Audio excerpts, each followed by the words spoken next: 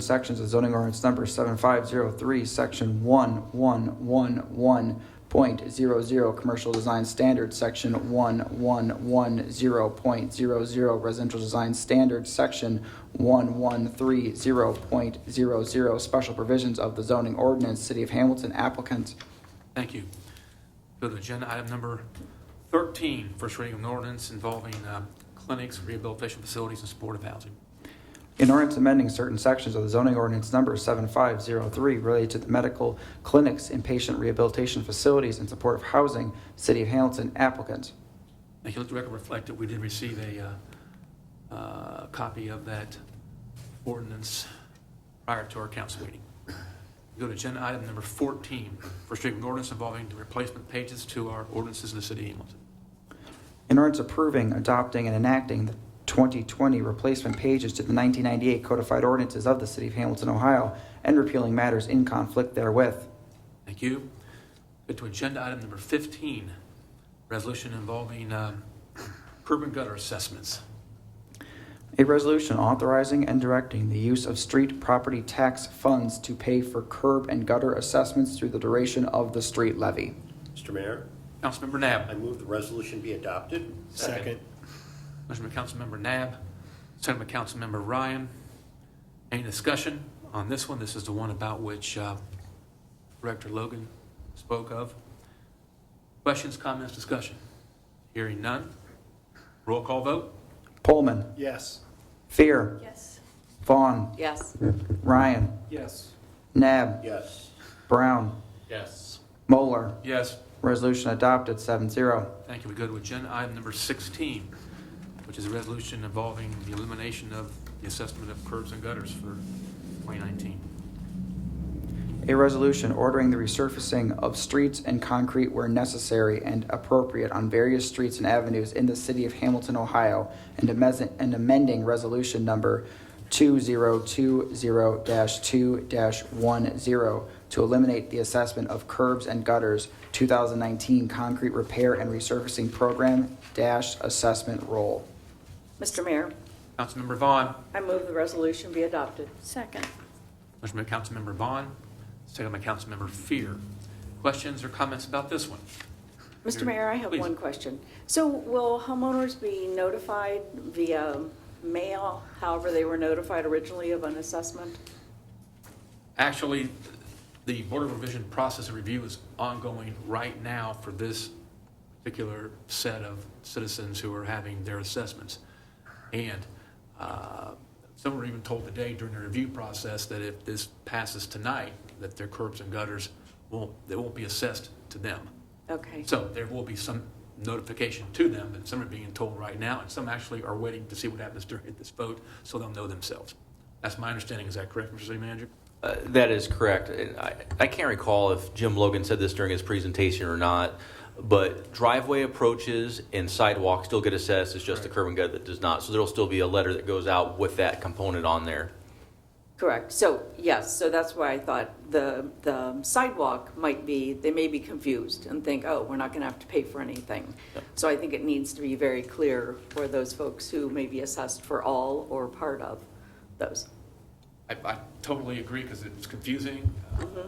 And as long as I know that sidewalks and driveway aprons, they will still be assessed for those two particular improvements, repairs, replacements. So I'm confident there will be some marketing go out to these people. Absolutely. I mean, not only will the people that are on the program get a direct letter, but we'll use our typical social media platforms and ask WMOH, Journal News, et cetera, to help cover that for us.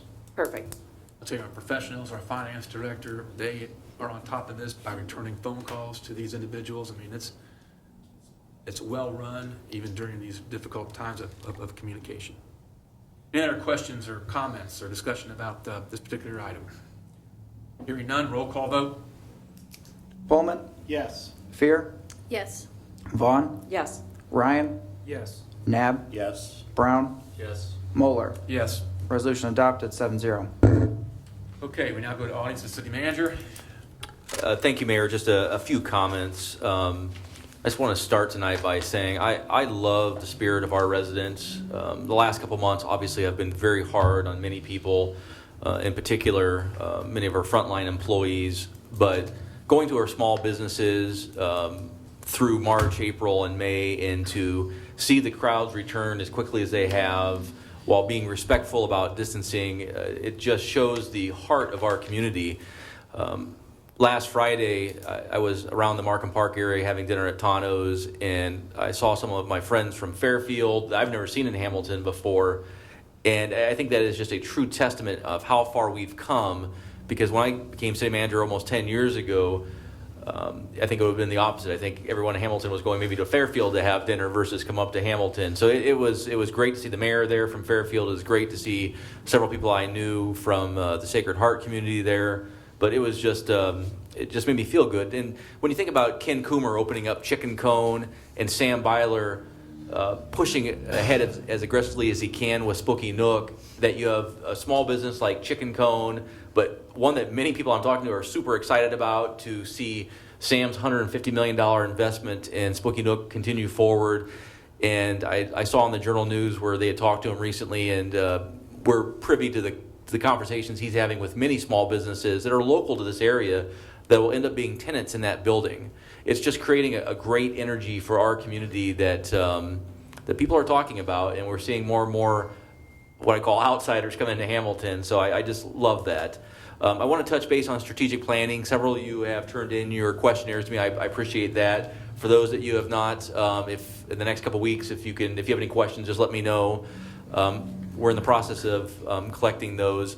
And I know we've talked about this at budget time, but just to reiterate, projects like Spooky Nook are great and they get a lot of attention, but what they do is they provide revenues for us to do the small things that we need to continue to do better and better. Pave our streets, make sure we have adequate police and fire forces, make sure that we're doing more and better things with our traffic so we can utilize technology, because obviously as an old city we're constrained at times because we have overpasses and underpasses and a river and lots of trains. But even today, just looking out my window at work, the amount of traffic at 3 o'clock this afternoon was incredible. And it's something that we have to continually work on to make better for our residents. But I'm excited about strategic planning in that regard, because I think it's going to do, we're getting to a point now where we can accomplish more of what I call the blocking and tackling, the basic things that we need to be doing better, but we can't do without revenue. And I want to commend City Council, because I think we've done a good job over the years to continue to slowly rebuild our budget and get to a point where we can do a better job with that. Finally, I just want to make Council aware that on June 1st, all city employees will be back in the building on a permanent basis. I think Council's aware that many of us have never been out of the building. We've been here every day since this has been announced, Monday through Friday. I would say about 40% of our employees have not missed a single day since COVID-19 became a part of our vernacular. We did send some employees home that could perform their work with technology, but everyone will physically be back in the building as of Monday, June 1st. And on June 8th, we've been open to the public to a certain extent, that people will come in, and we're still issuing building permits and things of that nature. We are going to be, when I say open, the only difference in pre-COVID times is if you need to get to certain floors, we're just asking that you call in advance. But other than that, it'll be business as usual in this building. Thank you. Audience of City Council. I just want to say that I went to several places last weekend, and the vast majority of our citizens are acting smart during this reopening process. And I think every business I went to, or every restaurant I went to, was acting very smart as well. I also publicly want to thank TV Hamilton for being such an important part of our educational process, our communication process during this COVID-19. I also want to thank them for doing a great job on the Butler County Memorial Day event that we had that was live streamed and videotaped. So thank you, TV Hamilton. Anyone else on council wish to say anything at this time? Is there a request to go into executive session? There is, Mayor, for a few different items. The first, to consider confidential information related to the marketing plans specific business strategy, production techniques, trade secrets, or personal financial statements of an applicant for economic development assistance. The second is to consider employment dismissal or compensation of a public employee. The third is to consider the purchase of property for public purposes. And the fourth is to confer with an attorney for the public body concerning disputes involving the public body that are the subject of pending court action. Regarding the first request, is there a motion of the executive session? It's found to be necessary to protect the interest of the applicant or the possible investment or expenditure of public funds to be made in connection with the economic development project. Motion by Councilmember Brown. Second. From Councilmember Brown, second by Councilmember Nab. Roll call vote on that, please. Pullman, Yes. Fear, Yes. Vaughn, Yes. Ryan, Yes. Nab, Yes. Brown, Yes. Moeller. Yes. Motion adopted, 7-0. And also, is there a motion that council recess from the regular meeting and convene to an executive session for those four stated purposes by the city manager? So moved. Second. Motion by Vice Mayor Pullman, seconded by Councilmember Ryan. Roll call vote on that motion, please. Pullman, Yes. Fear, Yes. Vaughn, Yes. Ryan, Yes. Nab, Yes. Brown, Yes. Moeller. Yes. Motion adopted, 7-0. Okay, it is 7:06. We're going to go into executive session. That will take place here on the first floor. That takes care of all of our public business except for to come out of the meeting and adjourn. So, thank you for being here. Thank you for watching.